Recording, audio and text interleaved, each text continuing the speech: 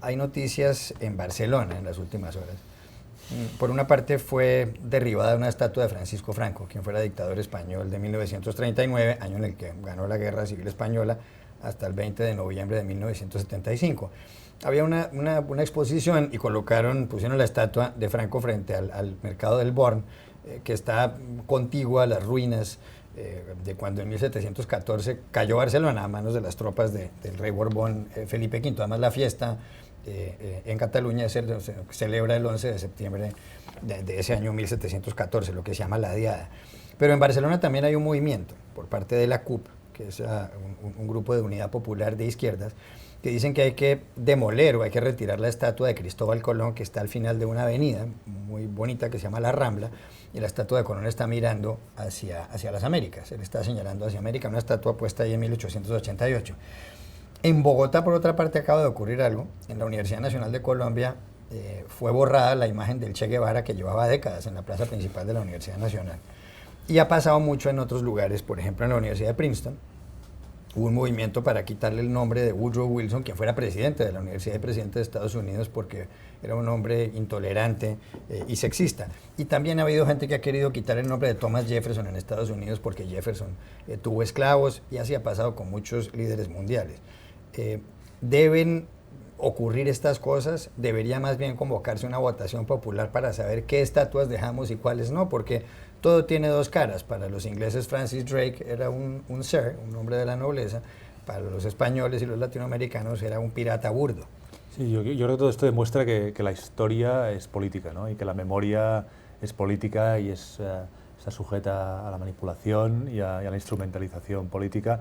Y es comprensible, las sociedades se explican a sí mismas y crean sus identidades sobre la base de sus recuerdos y de su historia y de cómo se cuenta su historia. Y en Estados Unidos se ve clarísimamente. En los años recientes también se han retirado símbolos, por ejemplo, de la Confederación durante la Guerra Civil, ¿no? O estatuas de Robert Lee, el general confederado, ¿no? En el caso de Barcelona, bueno, podríamos decir que este es el otoño de las estatuas, ¿no? Porque ha habido la controversia sobre la estatua de Colón, que yo creo que murió muy rápido porque el grupo que lo pedía era minoritario, y finalmente hubo un consenso, bueno, en que se mantendrá la estatua de Colón. Y luego la estatua esta de Franco, que creo que es muy interesante porque es una estatua que no estaba en la calle. Obviamente no hay una estatua de Franco, del dictador Franco en las calles de Barcelona, sino que era una exposición que invitaba a una reflexión sobre los monumentos, el pasado, el franquismo, una estatua decapitada, pero que suscitó muchas protestas precisamente por su ubicación en un lugar simbólico para el nacionalismo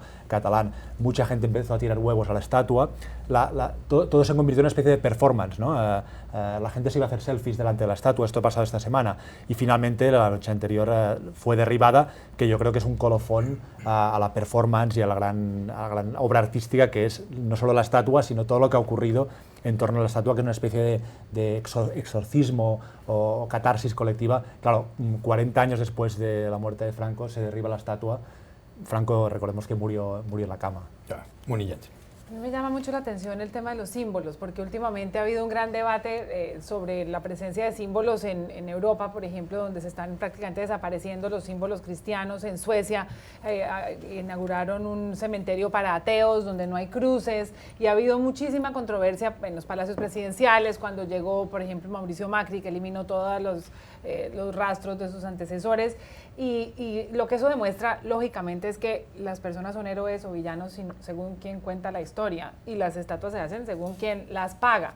Lo cierto es que desde el punto de vista estético, las ciudades como Washington, está llena de estatuas de seguramente personajes controvertidos. La mencionó el señor Farragut aquí cerca, Pepe. Y está demostrado, por ejemplo, que las estatuas de George Washington o los cuadros de Washington no reflejan exactamente cómo era Washington. Washington no tenía esa mandíbula un poco protuberante que le daba un aire de un hombre de gran carácter, no la tenía. Y por otro lado no tenía dientes. A Washington, y está en todos los libros, se le cayeron todos los dientes en los cuadros. En algunos le ponen unos unos dientes y Washington no tenía absolutamente un solo diente, tenía que limpiarse las encías con unos restos de unos árboles, de unas ramas de árboles. Bueno, en todo caso, yo creo que las bienvenidas las estatuas controvertidas que sean para poderlas discutir y poder convertirlas en una conversación, y salvo que sean tremendamente ofensivas, merecen su lugar en donde están. Pepe Díaz Briceño. Hay casos increíbles, ¿no? Yo recuerdo uno en la Ciudad de México que está en la década de los 50 había una Diana cazadora en el Paseo de la Reforma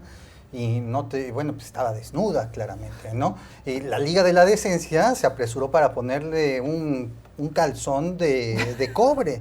Esa estatua terminó deshecha, la acabaron sacando de ahí, la mandaron a un pequeño pueblito del interior de México. ¿Vestida o sin ropa? La original iba ya con ropa, ¿no? Pero después, como se dieron cuenta que era una estatua valiosa, se le hizo una copia basándose en el modelo original y otra vez se volvió a colocar en la misma avenida donde estaba. Entonces me parece eso increíble. Y después, recientemente fui a Trieste y allá, saben que es una ciudad que ha pasado por todas las propiedades, ¿no? Fue del Imperio Austrohúngaro, ahora es italiana, un centro muy grave de lucha. Y por mucho tiempo estuvo arrumbada, desde que Italia tomó control de esa zona, la estatua de Maximiliano, que fue emperador de México, y de la Casa de los Habsburgo del Imperio Austrohúngaro. Maximiliano de Austria. Así es. Estuvo guardadita en una bodega y ahora recientemente volvieron a colocarla en otra plaza. Así que si no estás tan seguro de que si fue bueno o malo, pues guárdalo ahí en una bodega y a lo mejor después te sirve otra vez. Pedro Burelli. Bueno, yo creo, rescatando lo que mencionaste al final de lo del mural del Che Guevara, lo curioso es que seguro que la misma gente que está tratando de tumbar a Colón, y en el caso de Venezuela que tumbaron a Colón, son los que protestan que quiten al Che Guevara. Son exactamente los mismos. Entonces yo creo que estos niveles de intolerancia, yo creo que hay figuras que la historia obviamente condena. Yo no creo que poner una estatua de Hitler funcionaría. De hecho, una anécdota increíble, tú tal vez no lo sabe Mark, que conoce todos los Estados Unidos, pero yo fui a un pueblo en Long Island que se llama Hapsack. Era un pueblo alemán en que todas las calles durante la guerra se llamaban la calle Hitler, la calle Rommel, la calle Reich y toda esa cuestión. En Long Island, en Nueva York, por supuesto. Al caer la guerra y terminar viéndose lo que sea, le cambiaron todos los nombres a las calles.